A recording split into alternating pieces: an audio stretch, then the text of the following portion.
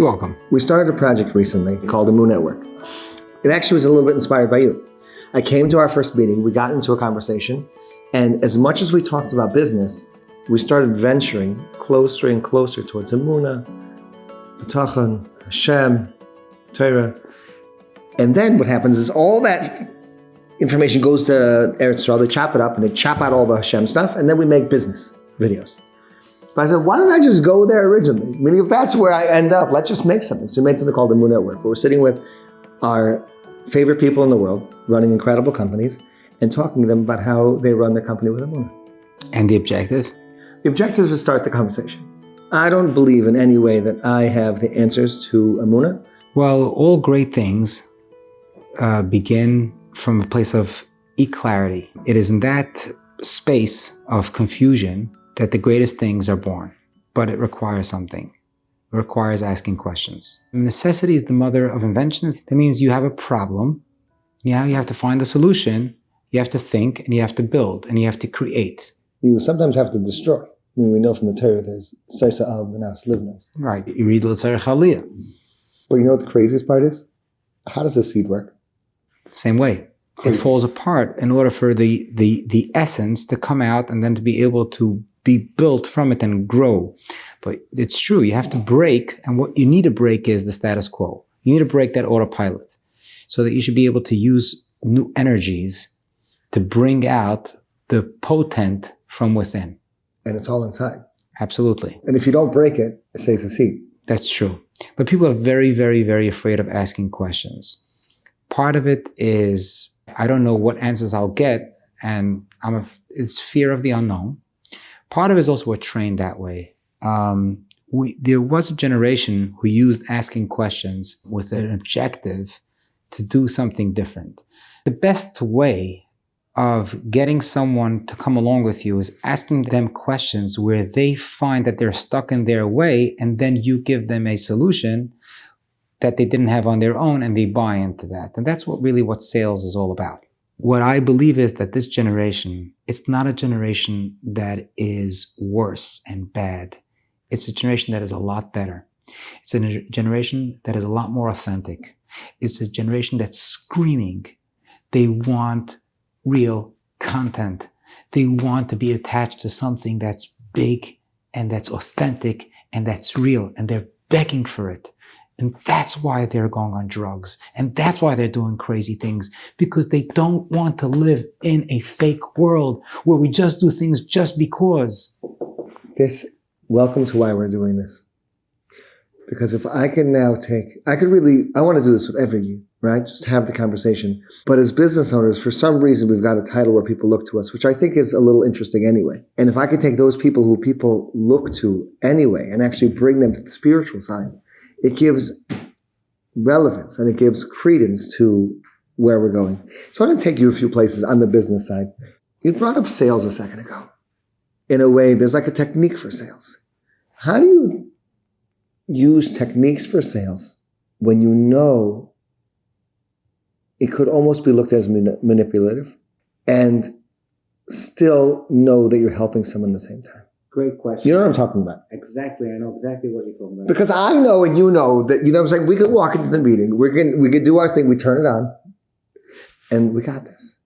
But like, what's starting to hit me recently is this really what this person needs? Because I could sell it and they'll buy it. But wait a second. Is this what they need? And that's what how do you go through that? It's a great question, something that I've struggled with. I know that. Not only in sales, but in other areas of life.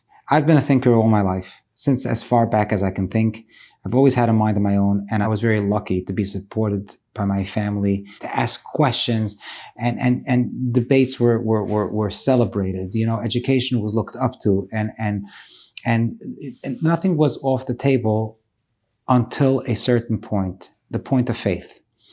But not in the way how people think about faith and about Emunah, differently. So I had my times where you would call today, you would term that as rebellious. You know, I didn't think the things that were being done, I questioned, and I did the things that I thought were the right things to do in my own way. And I was searching, and I still do.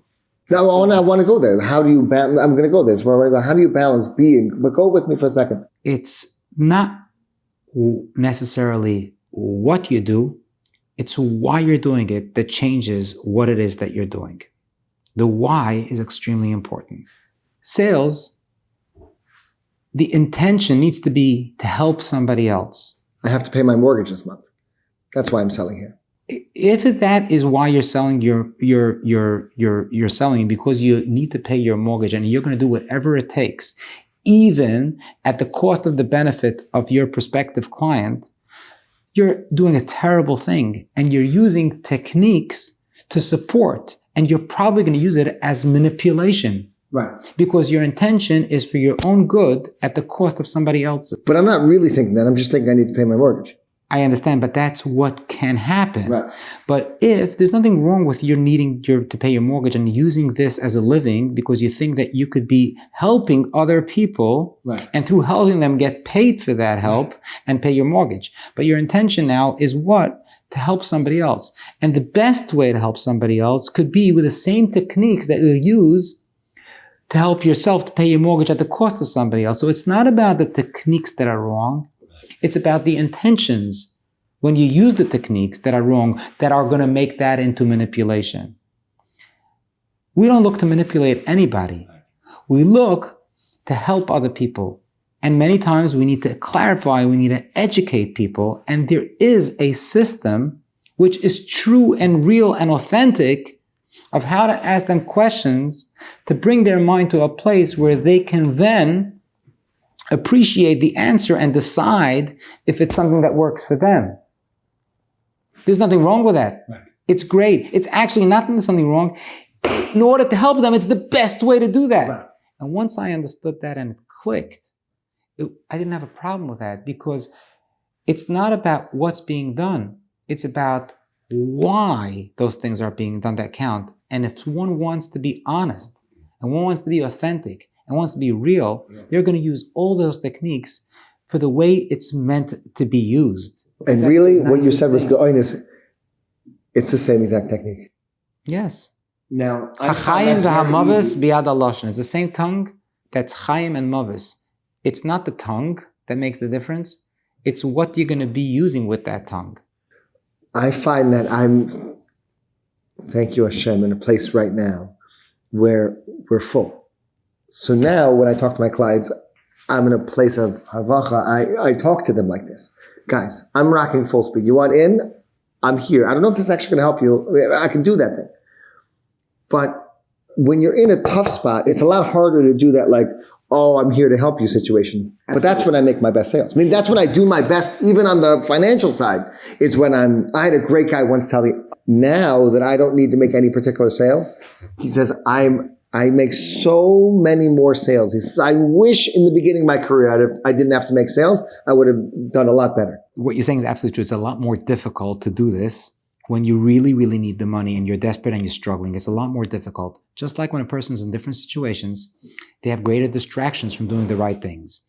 And when a person's in a place of that they know that they can be easily distracted, yes, they have to use other tools and other techniques to stay focused. Bring me there. So what's interesting is that I found in my business is actually where I found Hashem.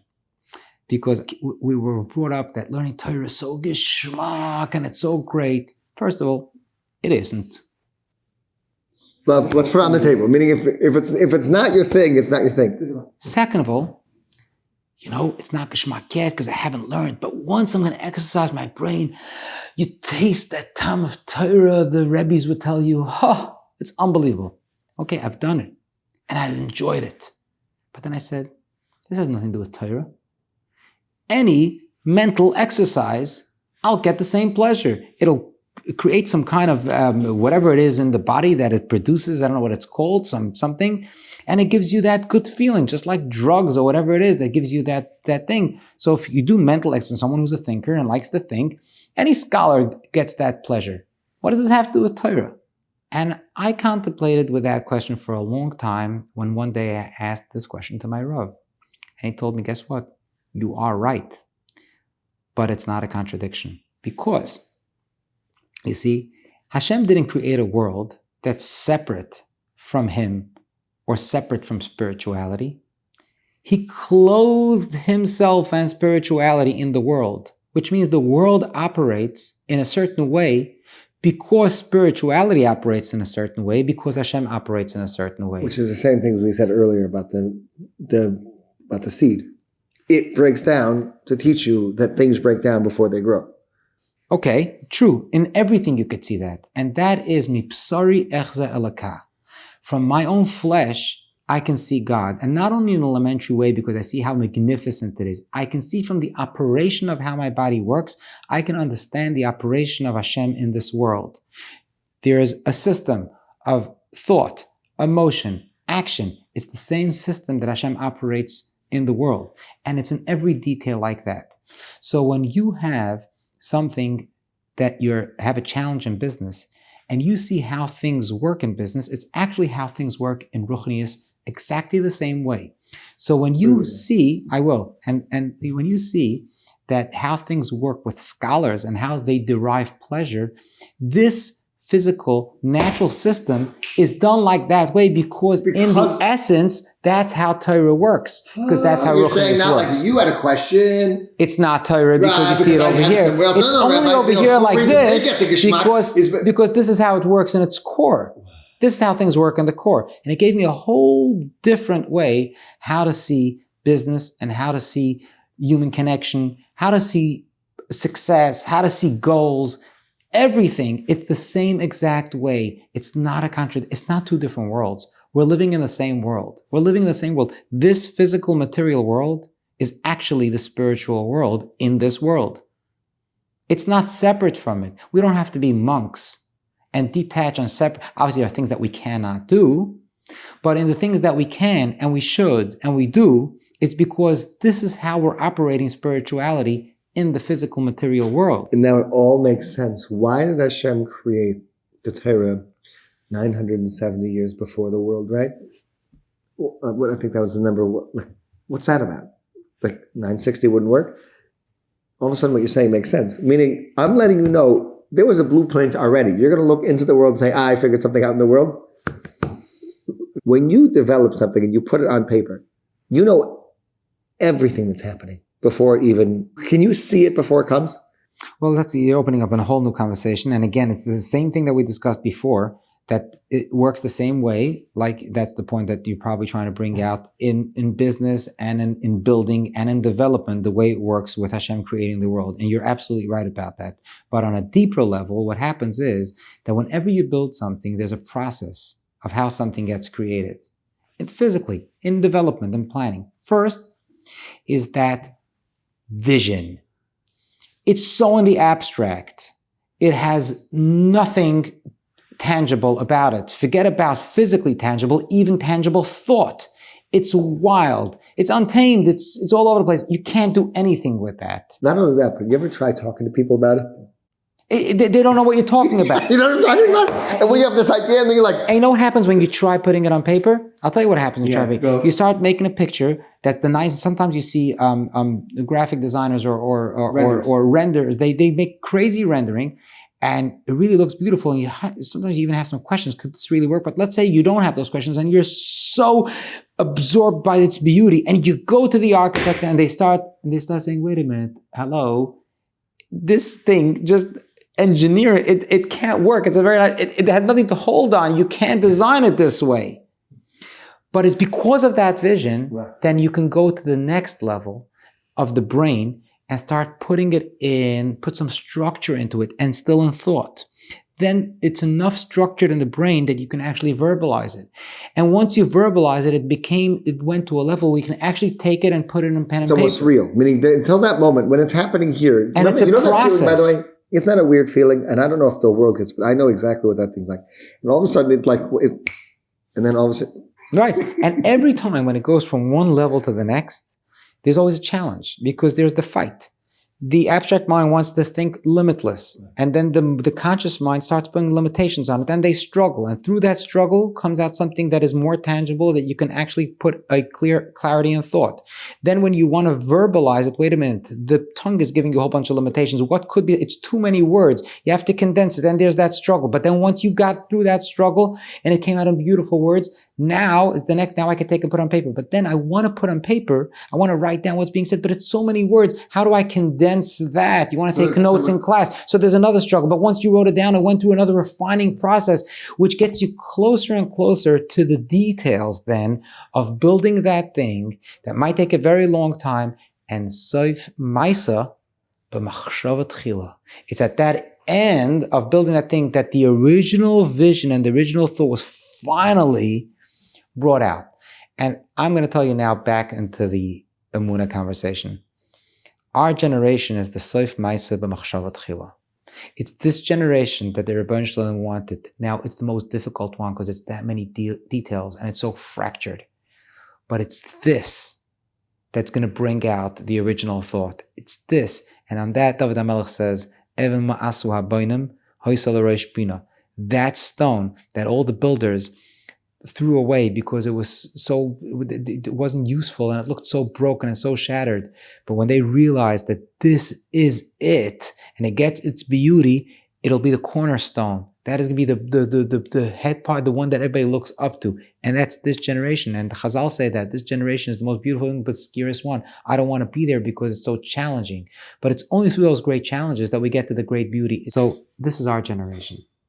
Our generation is a generation that wants to know why, wants to understand. They want to be enthusiastic about what it is that they're doing. They don't just want to accept things that are artificial.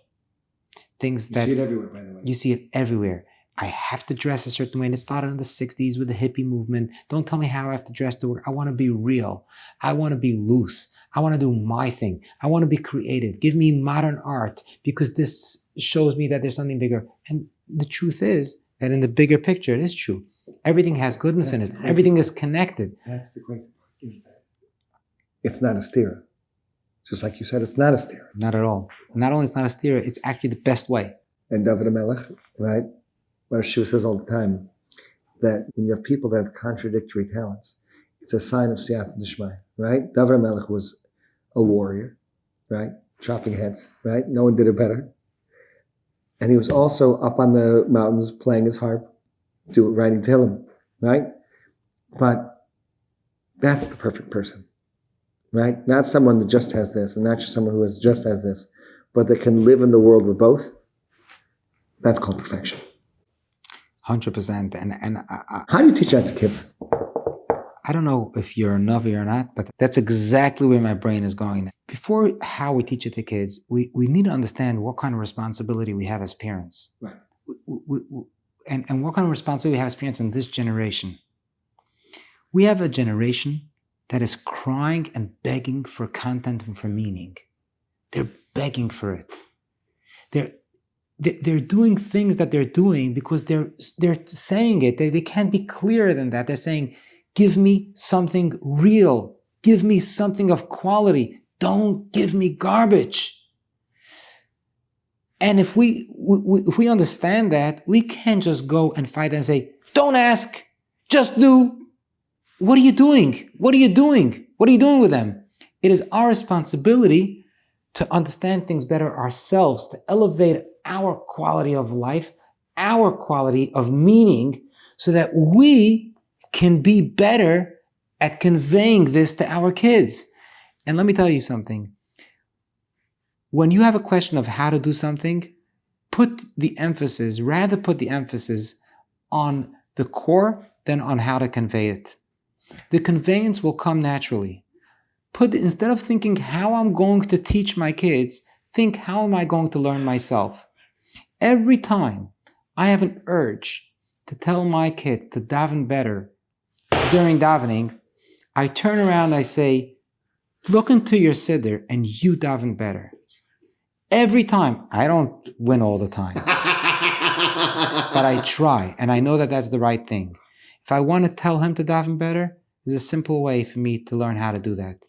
Look into your siddur and think about the words that you're saying. And are you shaking now because you're not thinking what you're doing, or because everybody is shaking? That's even worse. Or is it a natural outcome of your engagement and your intensity in your connection, in your davening? Instead of asking questions on your kids, turn that question, ask those questions about yourself. And put in more emphasis in how you're going to elevate your level of meaning, your level of connection, your level of authenticity. The conveyance will come naturally. I was once asking my Rosh Yeshiva, he works with teens at risk. And I asked him, how do I work with this guy as a mentor? He says, Laibel, 90% of any mentoring is what you do. 10% is what you say. You want to teach him to show up on time? Show up on time. You want to teach him to speak like a mensch? Speak to him like a mensch. I struggle with this. Yeah. Look, we're sitting and we're having a conversation. Yeah. We're on camera now. And I'm not focused on the camera because you taught me to take what I do normal and take it to the next level. And even in front of a camera, just like when you're in front of an audience, to deliver the right thing, you got to be yourself. Yes. You can't think of the audience. Don't think of the camera. But the end of the day is, I'm mindful of it to a certain extent because that needs to always be. You're not going to dress on the street like you dress in your bathroom. Even though you got to be real, you got to be natural. Come on. And unfortunately, the world of looking for authenticity, they took it to that level, and sometimes terrible things come out of it. So of course, you have to be mindful of what needs to be done. You have to have that balance. But I struggle with this. So I'm taking it out. And it's a terrible struggle for me. Something that I know that I must quit. Why? Vaping. Why? It's not healthy. A. B. How can I be meshubed? This is an addiction. And it's how am I going to live my life with such a weakness? This is a terrible weakness. I'm not being myself. I'm preaching authenticity. I'm preaching individuality. And here I am. I got myself to a place where I'm not acting about what I'm preaching. But someone make an argument that I have the freedom to do it. Of course you have the freedom to do that. You also have the freedom to kill yourself. And when you do, are you living? Of course I have the freedom to be an addict. But is the life of an addict a life? So what's the challenge? It's an addiction. And addiction is an escape. And this in my mind is an escape from stress. It's something that I built in my own mind. And I'm escaping stress by doing this. And I have the fear of letting go of this addiction in order to face. And I keep on saying, okay, but I'm building my business, I'm building and things are working. And soon and soon and soon. And this is exactly like we say in Ruchnius. The Yetzer Hara comes and we call it the Yetzer Hara. It is the Yetzer Hara. But really what it is, it's in a physical and in a natural way. And if you want from a secular perspective, so to speak, there is that side in you that you're biased by, that always pushes you, that you don't have to grow and you could stay where you are. And it comes up with very creative reasoning. Not only that, but because I'm rocking. You're right. It's actually a good thing. Not only it's not a bad, it's a good thing because this helps me to be able, and it's great. And later, it's a trick of the mind. But the reason why I brought this up is because probably, if I'm honest, because I wanted to smoke and I wanted to feel comfortable about it. So I figured I'll bring it into the conversation. But now that I did. So what's your goal? What's your strategy? How does one kick that? What happens 3-day Yom Tov? Something very interesting. I don't have any need to smoke on Shabbos. And almost no need on Yom Tov. Why? Because on Shabbos, I know that I can't. I'm also in a different world. I'm not in a business world. I don't talk about business. And I almost don't think about business on Shabbos. So I'm in a different sphere. I'm in a different place. I have no need for it whatsoever. Zero at all. I don't even run Motzei Shabbos to take it. Yom Tov, because I know that I can. Yes. Also, most of the time I'm engaged. I'm not in business. I don't either talk or think about business on Yom Tov. But to some level, I could think about and even be tempted to actually smoke on Yom Tov. But it's so different than during the week. But you know what I'm talking about. It's not because it's longer time. It's because yearning. Right. Because I know that I can. Yeah. When we tell ourselves that we could, and that's what, this week was the first parak in Pirkei Avos. We started the first cycle. The three things that they said, and one of them they said is asu siag la Torah. Make boundaries to the Torah, because we're human people, we have weaknesses. Be smart, set yourself boundaries. And the same thing in business. Be smart. You know that you have a tendency to be late. Make yourself a boundary. Come 10 minutes early. Make yourself certain things. And then when you can take business to the next level, you know that business is a platform where there can be things that could be done that are not necessarily, the way things should be done. Make yourself boundaries. I'm not going to come and tell people what those boundaries should be. No, you find your own boundaries. Find your own boundaries. Of course, there's Chazal, you have a Rav, you have everything. Don't be biased by yourself. Ask those old things. But the point is, it's not about so much what. It's about that there should be a boundary. You don't want to call women first name basis. You want to call Mr. and Mrs. That's beautiful. I'm not saying that's the way it needs to be. Whatever it is that works for you with your consultation or on your own, wherever, but it's just smart business. It just makes sense. It's a logical thing. This is not something it's logical. You want to get something done. You know that you have a tendency and you have a weakness and you're biased by yourself. Set yourself precautions. Set yourself boundaries. That's it. We're human beings. It's okay to have weaknesses. Hashem didn't make us angels. He made us that way. Yeah. Because we can grow through those weaknesses. I just wanted to say one point as far as a close on the subject. We have a major gift from Avraham Avinu. They went through the struggles. Avram, Yitzchak, and Yaakov, they went through the struggles of connection.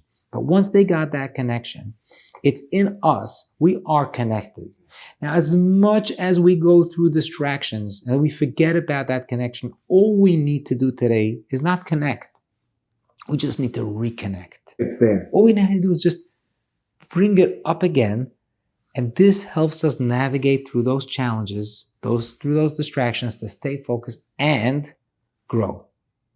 And grow and grow. And there's nothing, and there's no people, no place, no time that's better than our generation, in the place that we're at the time that we're at, to do this.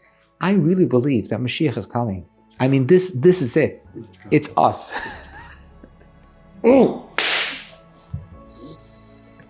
I really believe that. I really believe that. I want to be part of the solution. I want this to be part of the solution. Start the conversation, you never know where it can go. Traditionally, I'm a photographer, and I end each one of these sessions creating a portrait. Is that okay if I take the portrait? Always up for something fresh and something new. Let's go.